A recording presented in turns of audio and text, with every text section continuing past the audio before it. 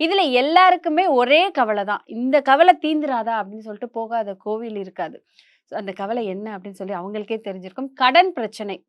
கடன் அப்படின்னு ஒண்ணு வரும்போது, எவ்வளோதான் பணம் இருந்தாலும் சரி, எவ்வளோதான் அவங்க கையில இருப்பு இருந்தாலும், ஒரு இடத்துல வந்து கடன் வாங்கி ஒரு பிரச்சனைய தீர்க்கணும் அப்படிங்கிற ஒரு சூழ்நிலைக்கு வராங்க. ஒரு இடத்துல கடன் வாங்கிர்றாங்க. அந்த கடன கட்ட முடியாம ரொம்ப கஷ்டப்படுறாங்க.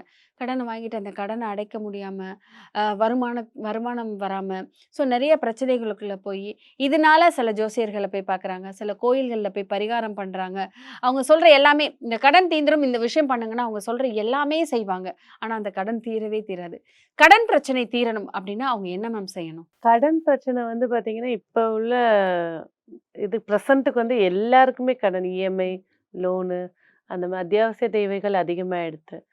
சில இடங்கள்ல வந்து பார்த்தீங்கன்னாக்கா, ஆசைப்பட்டு இங்க காசு குடுத்தா வட்டி கிடைக்கும் அப்படின்னு சொல்லி ஒரு இடத்துல கடன வாங்கி குடுத்துட்டு 2 இடத்துலயும் அவஸ்தைப்படுறவங்களும் இருக்காங்க.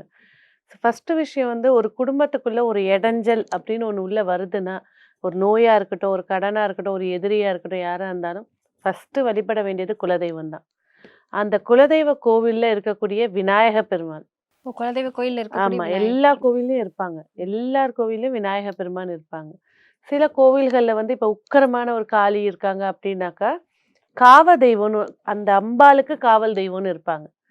விநாயகர் இல்லனாலும் அந்த குலதெய்வ கோயில்ல போயிட்டு, இவங்களோட பிறந்த கிழமை அன்னைக்கு அங்க போயிட்டு, மஞ்சள் புடிச்சு வச்சு விநாயகர் இருக்காருன்னா, விநாயகருக்கு மஞ்சள் மாலை, மஞ்சள் அபிஷேகம்லாம் பண்ணிட்டு, தேங்கா தேங்காய் வாங்கிட்டு போய் நல்லா மஞ்சள் தடவி, சுத்தமா தடவிட்டு, அந்த குடுமையெல்லாம் பிச்சு போட்டுட்டு 2ஆ உடைச்சு, அங்க ஒரு வாழை இலை வச்சு, அதில பச்சரிசி போட்டு, அதுக்கு மேல 2 தேங்காயும் வச்சு, மஞ்சள் குங்குமம் வச்சு, அதில வந்து தேங்காய் எண்ணெய் ஊத்தி தீபம் ஏத்துறது.